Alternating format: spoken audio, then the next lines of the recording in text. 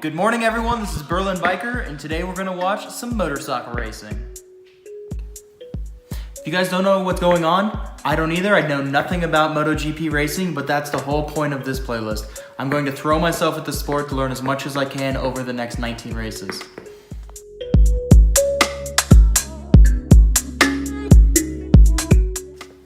If you guys want to follow my journey of MotoGP fandom, make sure you hit that subscribe button. On top of my normal weekly content, I'll be producing a video after every single MotoGP race, kind of giving my thoughts, insights, what I learned, and potentially all the questions I have from that race. So hit that subscribe button, follow along. To start this video, I want to go through each division, Moto3, Moto2, MotoGP, and kind of highlight what I found interesting about the race. So let's start. So, Moto3, I was sleeping. It was too early for me to wake up. Sorry, guys.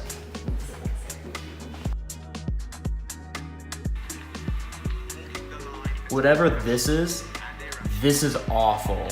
Why does he have a hammer? Why is he smashing a clock? Why? What, come on, what is this? Now for Moto2. The biggest thing that caught my eye was there were only 20 laps. When I'm used to watching Formula 1 where it's upwards of, 45 to upwards of 75, 20 laps just doesn't seem very long. So it had me question right away, do the riders get a pit? Do they have communications with the pit? Is there refueling, new tires? How would all that work? So all of that was made clear throughout the race, no pits, which was super interesting for me. It's really more about the rider than it is about the whole pit crew and the support and all of that. Most important part number 2, I'm cheering for Joe Roberts as one of the only Americans in the race series. He's my guy, USA. Topic 3, Marquezes. It seems like there are multiple Marquezes out there. Is this just like a giant family sport? Is this how it is historically, like in F1 and rally racing, that's usually like a father-son thing? How does it work for MotoGP? Point 4, that's 3, point 4. No matter where you're at during the race, lap 1 to lap 20, the entire pack was really close together.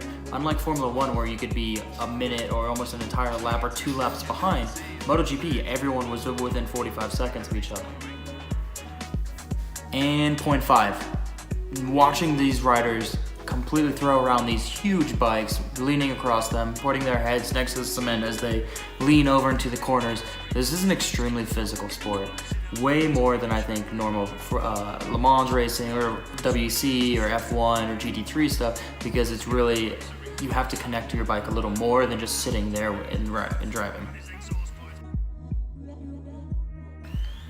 Okay, so for MotoGP, some of the bigger things that I saw. Number 1, there were 22 laps instead of the 20. Number 2, it seems like no matter where you start in the starting grid, it doesn't matter, because if you start in the 8th grid, you can get your way up to the 1st, 2nd, and 3rd positions fairly easy and fairly quickly within the race. In Formula 1, it doesn't happen like that.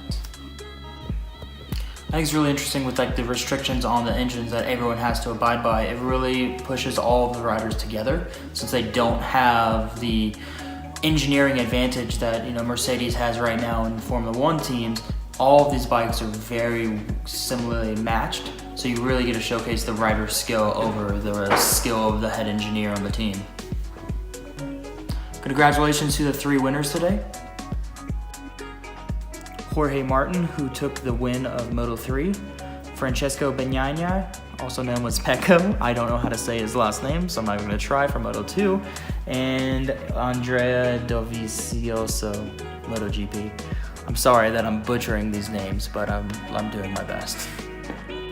And that's it for this video, guys. Thank you for watching. If you haven't already, hit that subscribe button below, and make sure to follow me on Instagram, instagram.com/theberlinbiker, and now on Facebook, facebook.com/berlinbiker. All right, guys, I'm out.